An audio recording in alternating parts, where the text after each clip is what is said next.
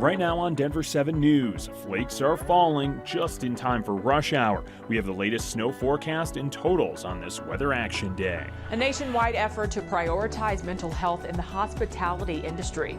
The impact some restaurants are seeing from taking this one step further with a therapist on site full time. And food delivery by drone is now a reality in more places, but some regulations are holding it back from becoming mainstream. What it could take to ease those and the possible timing. And the Douglas County School Board is looking for a new district leader, the latest on their search for a new superintendent.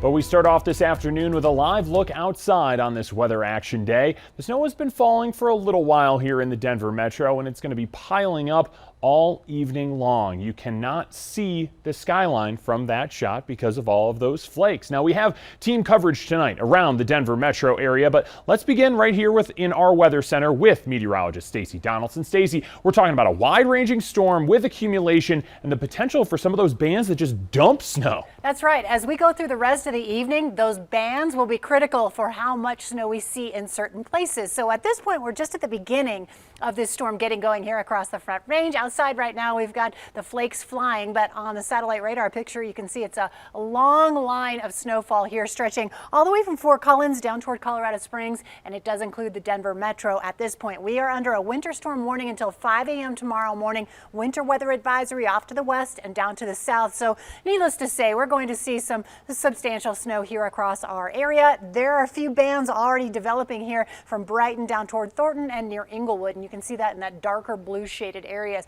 Now really light snow up into northeastern Colorado, out toward Fort Collins and down to the south from Castle Rock toward Colorado Springs. We also have snow in the higher elevations, kind of off and on. So really all across the state, we're going to see this really winding up and getting going here over the next few hours. So if you have plans tonight, factor in the snowfall and much slower travel. We'll talk more about snowfall totals in just a few minutes. A lot of variety there. Snow, snow, snow, snow. Stacey, thank you. And while the snow is great for sledders and snowboarders, it's going to make getting home a bit tougher tonight, especially during rush hour. Denver 7's Ivan Rodriguez joins us live from Denver's Ruby Hill Park with the latest outside. Ivan?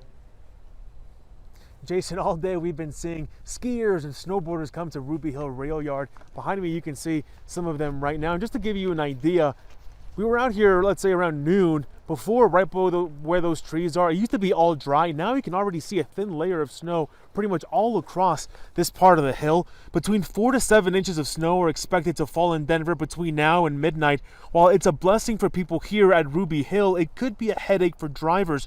This storm is hitting right at evening rush hour traffic, which could make the way home a little slower. Denver's Department of Transportation tells me they do have plows out working all their routes to keep those major roads clear.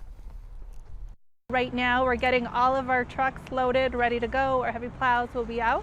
We have roughly about 54 routes throughout the city. So our goal is going to be focusing on those main roads as well as focusing on areas in and around schools. And the people who are out here now tell me they're really excited to see what this looks like going into tomorrow morning when they can come out here again and see even more snow. Now, since it is going to be snowing until right about midnight, it is suggested that people stay home and off the roads if possible. Live at Ruby Hill Park, Ivan Rodriguez, Denver 7. Yeah, say goodbye to that grass, Ivan. Thanks so much. All right, let's get it over to Denver 7's Danny New now, who is in Thornton checking out the northern part of the metro. Danny, what are you seeing out there? It's snowing more here, Jason. So glad I got to do this. Loving it up where it's snowing more. I took 25. Just driving into it. Actually, like since we started talking, it already started snowing harder already. So if you're going north, a lot of people, they commute from the city, go back home north.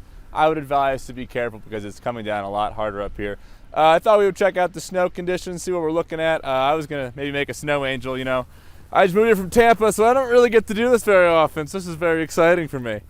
Oh yeah, that's good snow. Actually, I think there's dirt underneath this, so it's also good dirt, Jason. Oh, look at that. That's the kind of snow we're dealing with. Yeah, so something to think about if you're at home, you want to make a snow angel, that's the kind of conditions. And if you're driving, 25 is a bit of a mess, so I highly recommend please be careful when you're doing so. Those are my tips. Jason. Yeah, it's like the baptism for new reporters when they move to Denver. Danny New out there in the snow. Thanks so much. And remember, you can get the forecast anytime you want by downloading our free Denver 7 Plus app. We have interactive radar, a 10-day forecast, and a 24/7 weather live stream. You can find it all on your Roku, your Amazon Fire, Apple TV, or Android device. Some other news now. The Douglas County School Board is holding a special meeting tonight to begin the search for a new superintendent. That meeting will now be held online due to the weather. The board is expected to vote on who to interview by the end of next week. Now, this comes less than 2 weeks after they fired longtime superintendent Corey Wise. Now, typically, superintendent searches, they take months. For some context here, last year, 5 metro area districts replaced their superintendents.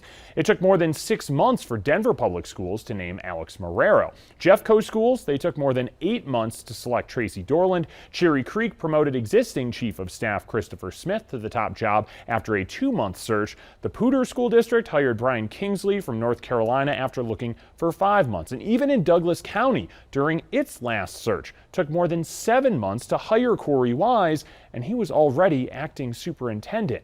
Now, one potential benefit of a short search process, of course, is the cost. Months-long searches can cost tens, if not hundreds of thousands of dollars. We'll follow this Dougco search process for you every step of the way. New legislation with bipartisan support introduced today could better protect children on social media.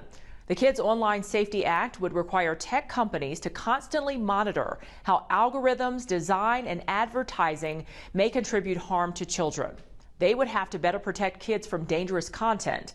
And some families are already trying to hold these companies responsible for how their children were impacted. But I've believed all along that there's a shared responsibility between parents and these social media companies for keeping minors safe. It obviously makes a big difference whether the child is 17 years old or 10 years old. Lawsuits filed against Snapchat and Instagram allege 2 young girls developed addictions to the apps. And as a result, they say an 11-year-old girl died by suicide, while a 14-year-old girl suffered from severe mental health issues and had to be hospitalized several times. Digital legal expert Aaron Solomon believes the lawsuits have some merit. They call the social media services unreasonably dangerous and defective. No lawsuit against Snap or Meta or any other company that does social media is going to be successful without that kind of wording. He believes the terms of service and age restrictions on the platform will be a big part of the case, but may not totally absolve the sites from responsibility.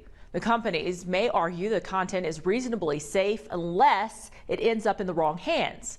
But it could come down to design and if the sites were built to be addictive.